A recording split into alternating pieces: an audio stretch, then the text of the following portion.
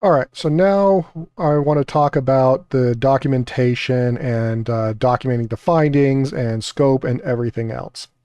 So we've already talked about professional documentation. Again, it's legal protection, provides value to the client. It also has a professional reputation attached to it. So whenever you're writing any sort of document, you want to make sure that it is documented clearly and it follows the rules of engagement and it brings value to what you did, and that will cause people to come back and recommend you to other businesses and other individuals. So it all goes hand in hand.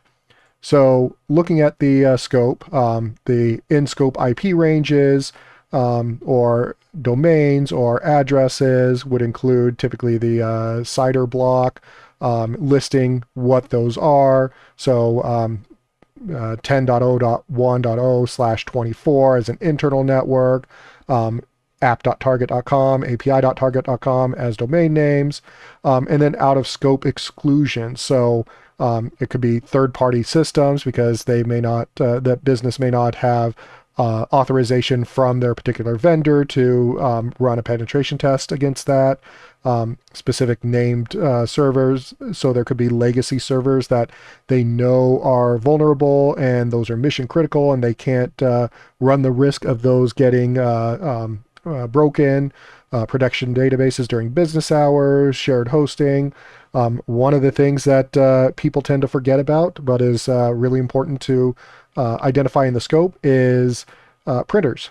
Because if you start running a bunch of vulnerability scans against printers, and I know this from personal experience, printers will start spitting out all sorts of garbage information, which wastes paper, toner, locks up the printer, and just disrupts business processes. So typically, at least in my experience, you add your printers and your printer ranges into the out of scope exclusion so that those are not scanned because, well, printers typically are not publicly accessible. They're only accessible from the internal network. And because of that, they don't really need to be scanned as much. Although that is something to discuss with the client as to whether or not they want printers to be in scope or out of scope. So the authorization technique, so list the type of attacks which are permitted. So network scanning, web application testing, that's pretty common. Whether or not social engineering should happen. Whether or not there should be physical access testing. Whether or not there should be denial of service testing. Typically, denial of service is only done against specific software, specific services that they want to stress test. I don't know how common a denial of service against a business would actually be, just because it has the potential to disrupt an entire business process for all of that. So that's why normally there's a maintenance window which is defined, which is that testing window. Social engineering, again, it depends upon the business, depends upon what you're doing. Same with physical access testing. And again, this is the very clear scope that needs to be defined. So physical access, usually, and this is true with all this testing and everything else, you make sure you don't permanently break or change something. So physical access testing, if you see a padlock with a chain on it, you check to see if you can kind of squeeze through the gate. You don't try to cut the lock or cut the fence or anything of that nature because, well, anybody with a pair of bolt cutters can probably get through that, but that's usually not what they're testing for. They're testing for whether or not doors have been locked or secured environments are actually secure. They aren't testing to see if you can actually break into it typically. Now, there is some scopes which do have you or do allow you to take some steps to actually break into an environment and cause some damage, but that would have to be clearly spelled out. The testing window, that will define when you can do scans, what you can do, how disruptive you can actually be, and the time frame for all that. Once you have the professional finding, then you want it to, each finding should be written as a standalone so that a reader unfamiliar with the engagement should be able to understand it. So like a SQL injection in login form, unauthenticated remote code execution, with the severity, the affected systems for it, any description which would apply to that, and then the steps to reproduce that particular vulnerability. And then the business impact for it. So what sort of information or what could be broken if that system and that vulnerability is exploited, and then whatever recommended remediation. Again, it could be install updates on that particular system if it's already been patched. In the case of the SQL injection, then use parameterized queries or prepared statements for all SQL queries. Implement a WAF rule to detect SQLi patterns as a defense in depth measure. So it should be actionable, and it shouldn't just be this is broken, fix it. It should be steps as to what should be done. And sometimes that takes a little bit more thought and process to figure out how should this problem actually be fixed. And there may be some issues which you identify that you don't have a specific remediation for it, and so you might be a little bit more generic in it, but you still want to provide as much actionable information for that. The professional report structure, so you'll have a cover page and metadata, which will typically list the name, the client name, whoever ran the test, the dates, classification level, report version, contact information, things of that nature. And then you'll go into your executive summary. This is commonly 1 to 2 pages, non-technical, just says what the high-level overview more for the executives. You want to list the top 3 findings, the finding or the number of findings by severity, brief strategic recommendations. Again, a very high-level overview for the entire process, so that the executives can understand what is going on. The next part is going to be the methodology. So what framework was followed, what phases were completed, the various tools that you use, any deviations from the agreed scope, which there should be none to a very minimal number if that's the case. But sometimes there may be deviations. So it may be that you identify a system and your process accidentally tried to log into that particular system. Well, that's a deviation, and that should be logged. Then there's the scope and limitations, the exact in-scope and out-of-scope systems, testing window, and everything else, basically what was and was not covered. And then you want your findings, and the findings can get long, depending upon the particular environment and the number of findings.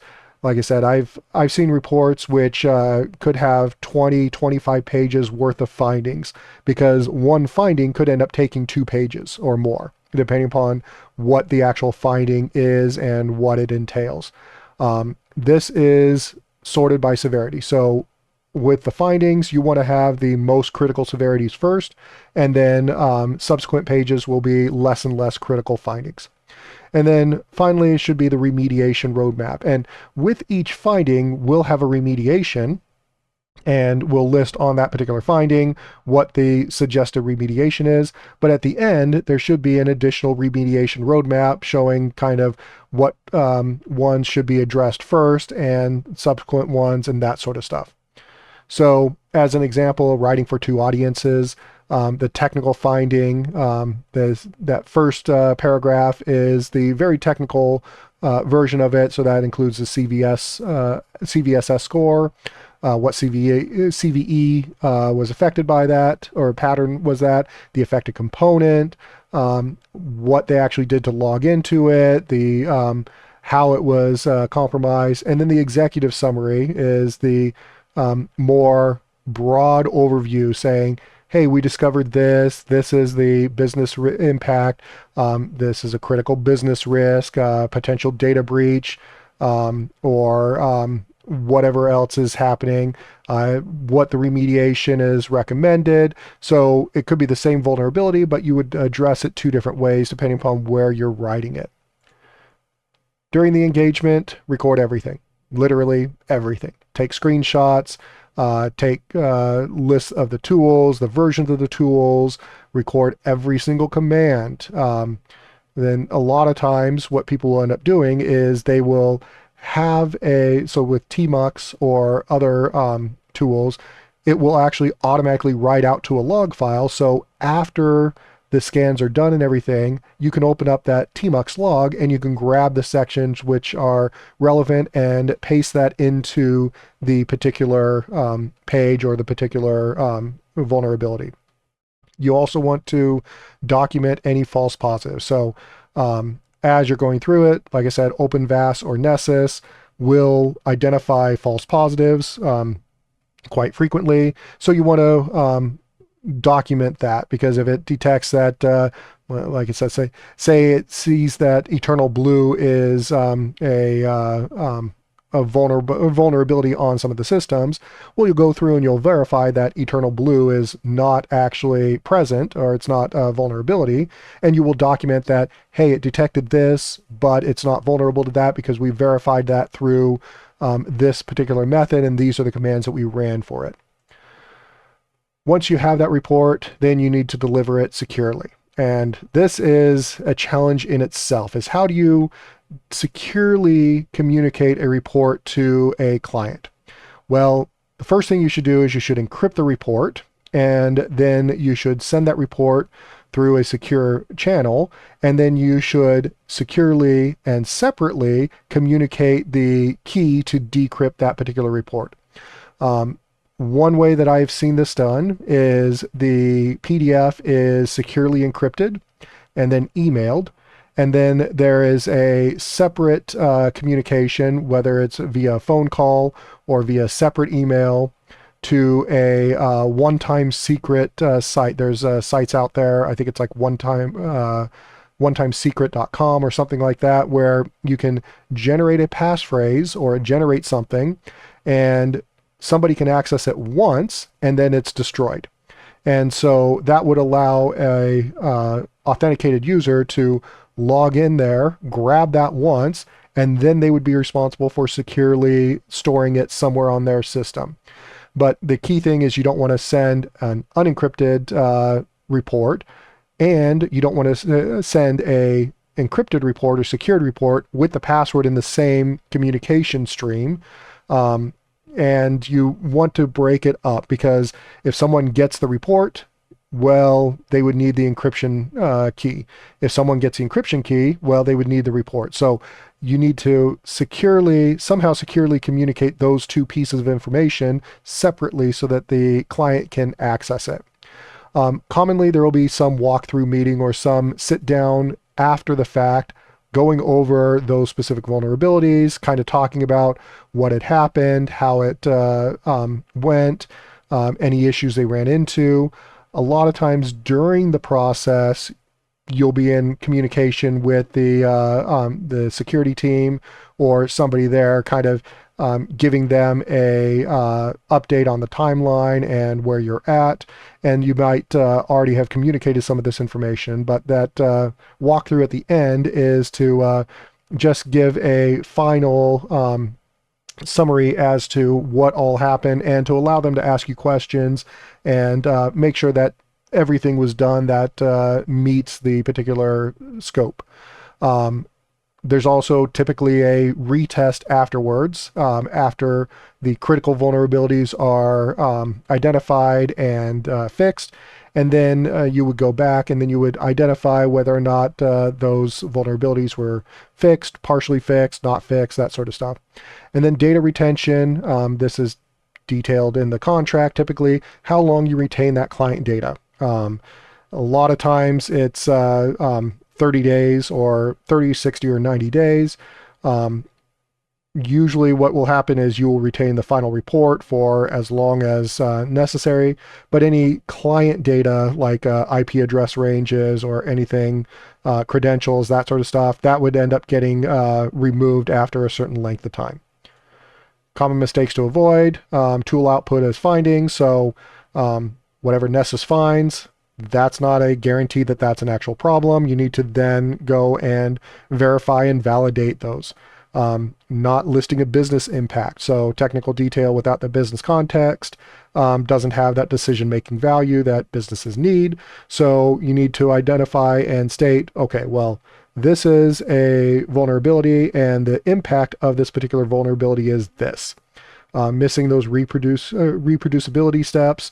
So you need to be able to detail how it was found, how it was exploited, so that somebody could reproduce your particular steps and verify it themselves. So third-party verification in a sense.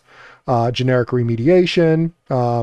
Sometimes update the software to the latest version isn't remediation guidance, but you could say update this to at least version blah blah blah, which fixes vulnerability blah blah blah.